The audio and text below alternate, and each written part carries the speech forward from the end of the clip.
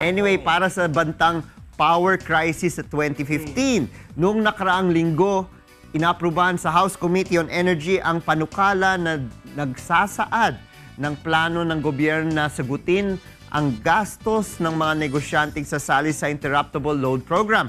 Ayon sa committee, kailangan ng may pasaagad ang resolution para magamit na ito ni Pangulong Aquino. Subalit, ayon sa Party List Bayan Muna, questionin nila ang nilalaman ng resolusyon sa plenaryo dahil sa malalabong datos mula sa Department of Energy. Tagal na eh.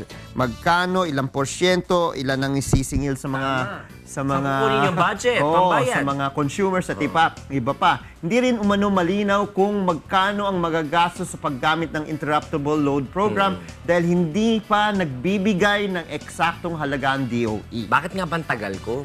Ewan ko eh, hindi nila ma-compute eh. Yun ang mahirap dyan eh.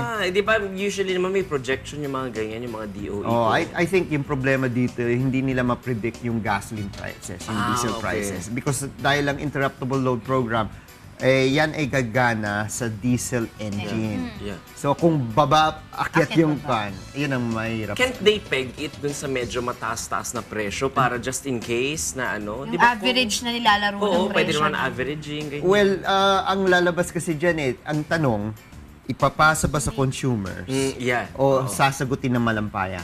Oh. So those are the two that are being studied by the Congress. And who decides ko? Congress. Kasi parang doon sa joint resolution, sabi ni Grace, wala naman daw nakalagay doon kung saan kukuhanin DBM. Sabi lang bahala ang DBM. Well, kailangan mag-decide kung kung malampayan, they have to amend the law with regard to Okay. Ngayon, kung sa Kailangan ba nakalagay sa GAA? Kung Hindi. Okay. Hindi naman kailangan. Kaya nga authority contract yan. So, the only source that I can see is either malampaya or directly to consumers. Oo nga. Naku, bigat na naman. So, yun ang problema. Kaya ngayon, di pa rin sila siguro nakakapagbigay ng presyo kasi pababa ng pababa yung gas. Di ba rin nakailang rollback? Oo nga, totoo Pero ang ka dyan. problema, winter ngayon, lalo lang pagpasok ng January, February, March, pataas yan. Pataas naman, kasi That's why Summer. they're going to wait February.